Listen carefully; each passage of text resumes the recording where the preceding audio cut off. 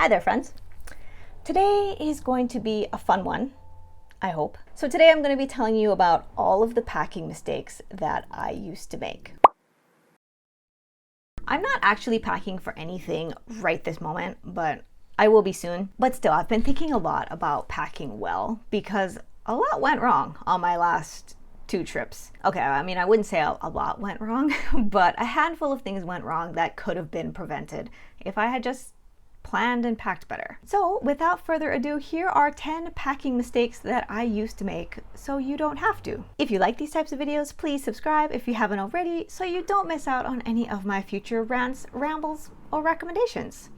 Now let's get a move on. Number 1 is not keeping a master packing list ready to go. I used to write out a packing list every time I was getting ready to travel, and that was just a waste of time, honestly. I still see this tip in tons of people's planning and packing videos. It's the suggestion to start your list weeks in advance so you have plenty of time to think of everything so you don't forget anything. But for the most part, the list of things you need is pretty much the same for every trip, unless you have like a specific event you're going to, like a wedding. So why spend weeks racking your brain trying to think of everything and don't forget anything only to come up with basically the same list every time? So for the last several years, I've had just a master packing list that I duplicate every time I need to pack. The list is evolving and I update it as things change, but the most recent iteration is always there waiting for me when I need it. The list is adaptable to different kinds of trips. It's mostly the clothes that change from trip to trip,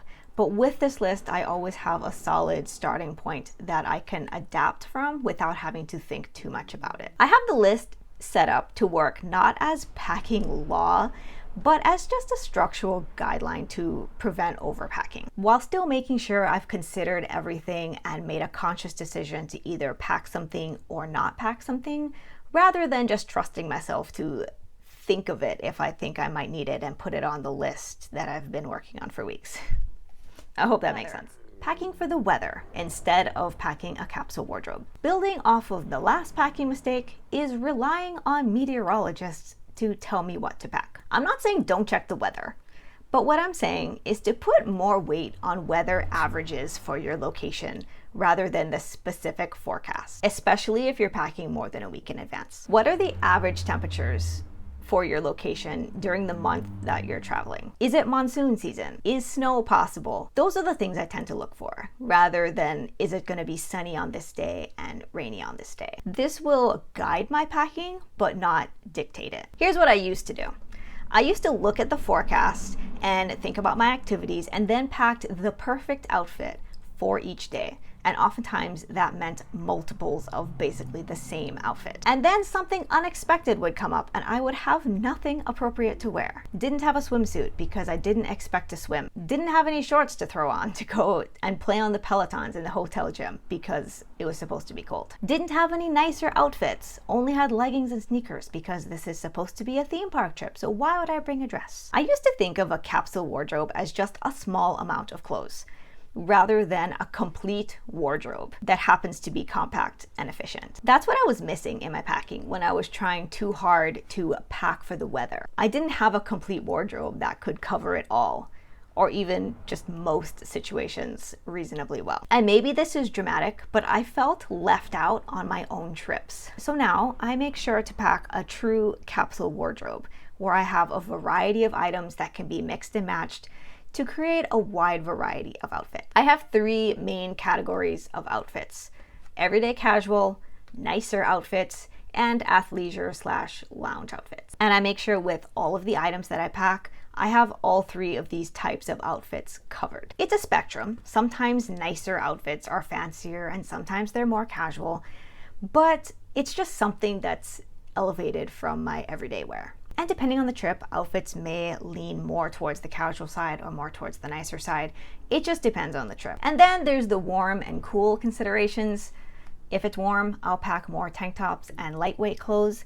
If it's cool, I'll pack more cozy items and plan on layering. So make sure that all of the items that I do pack work well together. So as of right now, this is my clothing list. It may change in the future, but for right now, this is what I've settled on, and it's been working well for me. And so this is my wardrobe that can cover pretty much every occasion. I can be as spontaneous as I want and never have to turn something down because I don't have anything to wear. And that brings me to my next point, not packing basic laundry supplies. So what if I run out of clothing for whatever the persisting situation is? These days, I do some laundry. But in the past, I used to really stress myself out, making sure that I wasn't wearing the wrong outfit on the wrong day, lest I run out of appropriate outfits because I had no way to wash and rewear. What a time that was. Now, I don't worry about that. I wear whatever, whenever, knowing that I can always wash an item if I think I'm going to want to rewear it. So what is in my laundry kit? A travel clothesline. It's very small and it has both clips and suction cups. So you can find a place to hang it up pretty much anywhere. And you also don't need clips with this type of line because the clothes just like kind of get caught in between the twisties. And so it's very compact. A dry bag. Actually, I have a set of 3 that I bought on Amazon for $10 and I pack them all. But I find that the 10-liter size is the best one for doing laundry. You just put your clothes in with water and detergent in the bag, close it up, massage it, kick it, whatever. Drain the water, refill to rinse, swish it around again, dump it out, and wring your clothes out. And that is it. You could also just do laundry in the sink, but I don't like the idea of putting my clothes in a public sink, so I prefer to do it this way, but you could also just use the sink. The dry bags also came with straps that you can use them as just like a crossbody bag if you ever needed to. So they're just super handy for so many things. A little bit of laundry detergent. I have these Posy travel laundry detergent sheets. They dissolve really quickly in water and they're just easier to travel with than liquid laundry detergent. One tip I've heard is to use just enough detergent so that you can like feel a little slip in the water, but not so much that you can actually see a ton of visual suds. And that's enough to get your clothes clean without making it impossible to rinse. So I use half a sheet per load, which is a few items, whatever will fit in about half of the 10-liter dry bag. And I find it easy to rinse, and yeah, I think these work well. Okay, so don't laugh. This is the newest addition to my travel laundry kit. I haven't actually traveled with it yet. If you can't already tell, this is a collapsible salad spinner. So I mean, arguably, the most annoying part about doing laundry is dealing with your wet and dripping clothes, right? So this will just help get rid of excess water so you don't have water everywhere, and that's annoying. So I'm hoping I can fit this in my suitcase. I guess I haven't actually packed with it yet, so I don't actually know, but hopefully we're gonna try. Relying too much on internal organization and not using packing cubes. So relying too much on my bag's internal organization and features rather than just using my own packing cubes and pouches. I've always gravitated toward bags that have a ton of internal organization and compartments, thinking that that would make me more organized. I would have a place for everything, but honestly, it just makes things worse for 2 reasons. Number 1 is I feel like you start amending your packing list to fit the compartments rather than the other way around. I'll be like, I need something to put in this very specific oddly shaped pocket. Let me go look in my junk drawer.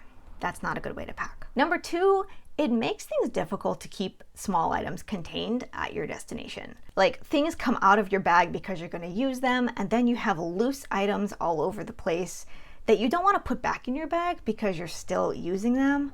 But then it's a mess and things get lost and things get out of control. I just don't like that. It stresses me out. It's helpful to keep items contained in small pouches or cases, bags, whatever, outside of your bag, but still somewhere accessible. I pretty much never use any of my bag's compartments anymore. I just pack in little pouches that I can easily unpack at my destination, lay out the pouches and packing cubes on a desk or couch, put the toiletry bags in the bathroom, and then store my backpack and suitcase away out of the way. Even if I'm in a place for only 1 or 2 nights, I still find it easier to just take out all of the pouches that I need and then put them back, rather than going back and forth to the bag to grab an individual item and then wondering the next morning if I put everything back. It's too much brain power, and I like to save my brain cells. And along the same lines is not using packing cubes. It took me a really long time to get on board with packing cubes. I just thought they were an unnecessary extra item that would end up taking up more space in my suitcase, and that if I didn't use them, I would be able to fit more overall. So I think the argument that people have against packing cubes is basically that they can fit more if they don't use them, which I think technically is true. But for me, the organization factor is just invaluable. I'd rather have a few less items, but actually know where they are and not have to tear apart my entire suitcase in order to get to the item that I want. With splitting essentials with a travel partner, this might be controversial because I see a lot of couples doing it. But I feel like with all of the unknowns that come with travel, each person should be self-sufficient with their bag. I used to pack like this. We would share a lot of things, so why not just pack some stuff in my bag and some stuff in your bag? And then it just felt more organized that way because all like items were in one place. The problem was the idealistic notion that we would never be separated. And I'm not even talking about being separated by continents. I'm talking about being separated by a shower guard. So on our last trip, we were bored and we decided to take a shower in the lounge. There were these rather large shower suites, definitely large enough for 2 people. My husband and I, we are married. We can go in the same shower room. It's fine. But the fundy guarding the shower apparently thought that was totally inappropriate and insisted we go on separate rooms. I guess I wasn't wearing my big girl rings. So I went in mine and he went in his, and then I realized he had the toiletry bag in his suitcase with all of the useful stuff, and I had the bag with all of the cosmetic stuff. I would have really liked to have the hairbrush, my toothbrush, deodorant, my face wash, you get the idea. So he came out of the shower looking fresh, and I came out of the shower looking like a drowned raccoon because I didn't have any face wash to wash my mascara off. And that could have been avoided if we both had a fully formed toiletry kit. So I'm not saying pack 2 of everything if you only need 1, but now I make sure that each of us has the essentials for ourselves, and then we can commingle the extras when we're together in the room under normal circumstances. Another big category was electronics. I would usually carry all of our chargers and small electronic items in my backpack because we would use a lot of those things on the plane, and it was just easier for me to like bend down and grab those things, and so I carried them. But then I thought, if we're ever separated, he has no phone charger, no headphones, nothing. So now I always pack an emergency set in a side pocket of his backpack, which probably won't be touched, but it'll be there if he ever needs it. Packing full-size essentials. This one is pretty self-explanatory. There is no reason to pack full-size anything. I see so many pack with me videos co-starring full-size bottles of shampoo and like humongous tubs of moisturizer. I wonder, do they really think they're gonna run out? Or do they think they're gonna get teleported into the wilderness and their week-long vacation will turn into a struggle for their hair's survival? That was my mindset for a long time. And guess what? I was never teleported into the wilderness, and I always got home on time with tons of stuff that I then had to unpack. So unless you're going to be traveling for months without knowing when you're going to be home, full-size products are just taking up unnecessary space. Decant everything you can into the smallest container possible, plus a little bit extra. A tip is to always be on the lookout for cosmetic samples that come in quality containers. I got this tiny dropper bottle and this little spray bottle from Sephora. For serums, this is really all you need for a week or 2 trip.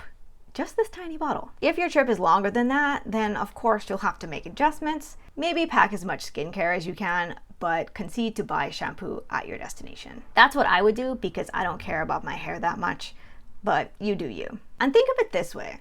The less of each substance that you pack, the more variety of things you can pack. I actually pack a ton of toiletry potions in my liquids bag because they're all in tiny containers. And it works because I use so little of each thing, especially when I have so many options, and some of those things are there just in case.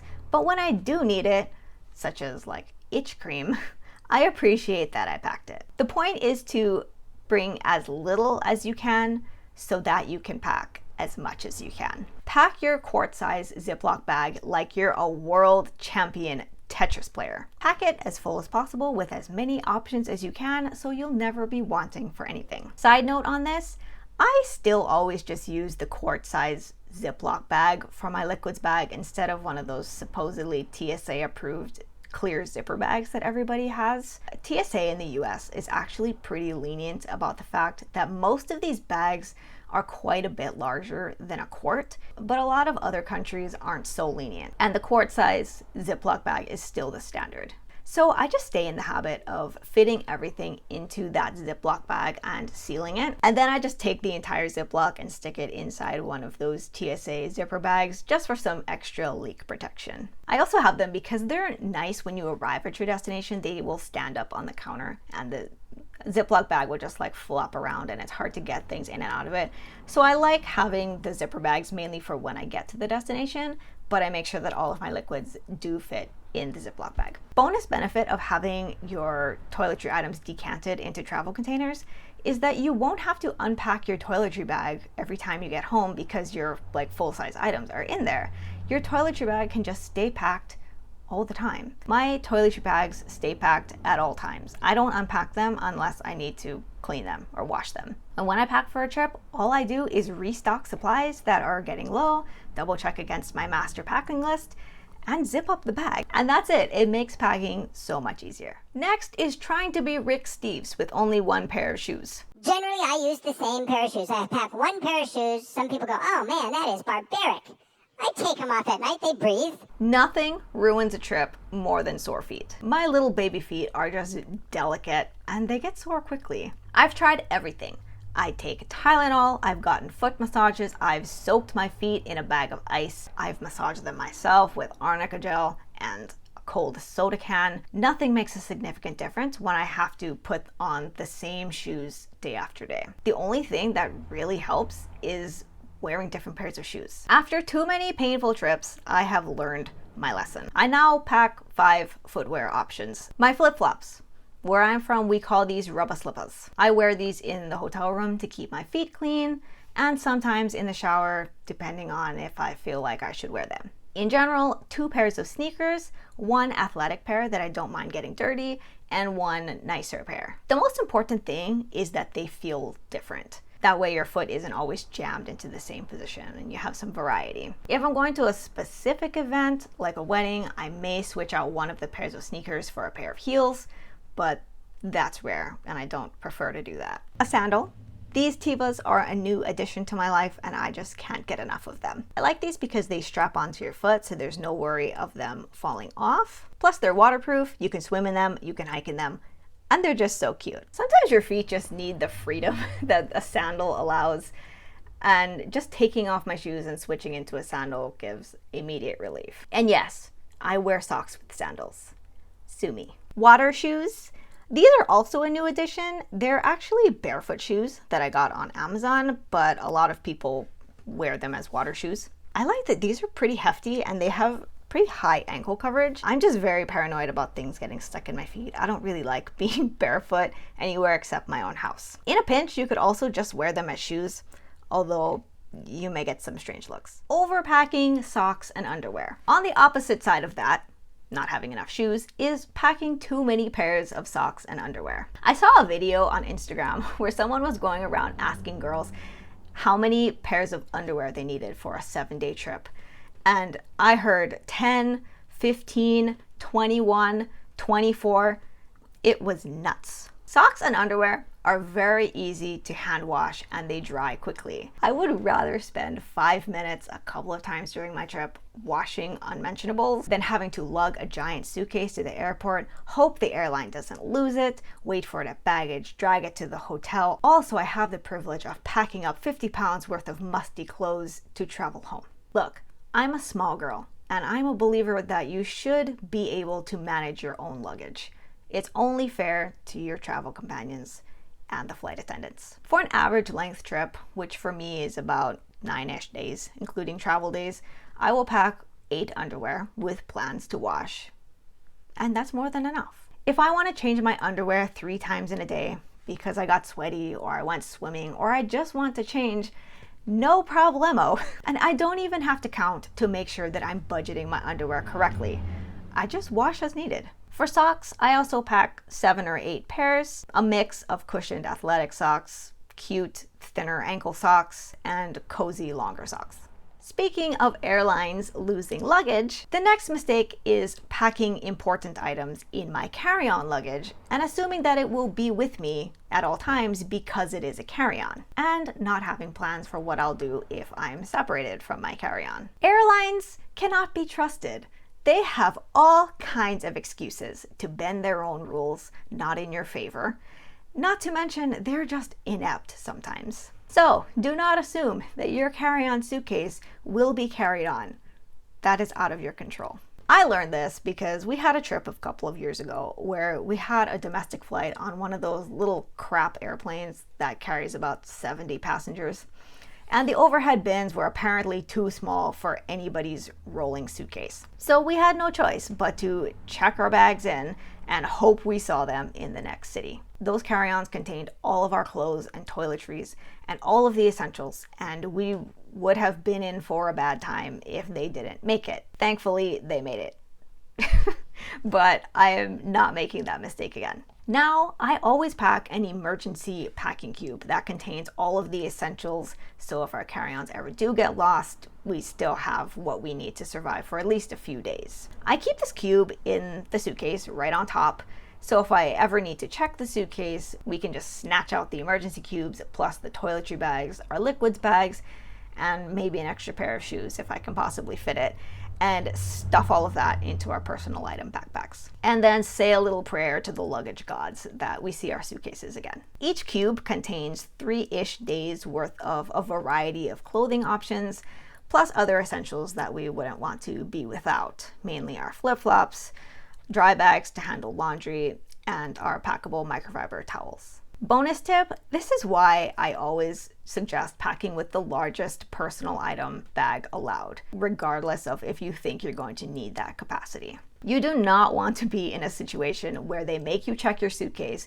because it's a suitcase and all you have on your person is a little purse. When we leave the house and all is well, there's really not much in our backpacks. But if we need to go into airport survival mode, we can stuff the backpacks with everything we would need to be comfortable for several days. I recommend everybody pack themselves an emergency cube with all of the essentials that you cannot be without if your luggage is lost. It's always nice to keep most things in the rolly bag so that you don't have to carry the weight on your back, but the emergency cube just gives that extra peace of mind that should anything happen, you can just transfer and be covered no matter what happens. Finally, going overboard with packing light. When I first started traveling as an adult, not as a kid, when it was Dad's job to handle the 70-pound suitcase, my ultimate goal was to pack as lightly as possible because I didn't want to pay for luggage fees and I didn't want to deal with the possibility of lost luggage. This last packing mistake is simple, and it's to just try not to go overboard with the packing light. Pack some of those just-in-case items that all of the weightless packers will tell you to leave behind. There are some just-in-case items that are good to have because the chances of you needing them are not unlikely. A well-stocked first aid kit. Yeah, the chances of you needing that extra large bandage are slim, but if you do need it, you'll be happy you have one on hand rather than having to just go find a store with an open wound. Or my rain jacket and umbrella, thinking I'm going to California, it's not gonna rain, until it does. And while all of the melting Californians are running for cover, I don't need to go shopping for an umbrella. Am I saying to pack your karaoke machine just in case you feel the need to break out into song? Of course not. And I guess you have to decide if the chances of something being necessary are worth the weight and space in your bag. But I feel like if it's a simple or small item that could save you some hassle, just bring it. Vacations go by too quickly already, so do you really want to waste your time on vacation running errands and solving logistical problems that could have been easily prevented with just some simple planning and packing? So that is it for my packing mistakes. Well, I mean, the packing mistakes that I've made already. I'm sure I will make even more mistakes in the future because I'm a mess like that. And when I reap the consequences of those packing mistakes, I will be sure to come back with a part 2. If you enjoyed this video, found it useful or entertaining, please give it a thumbs up and subscribe if you haven't already, and hit the notification bell because YouTube likes that. That is all for today. Thank you for watching, and I will see you next time.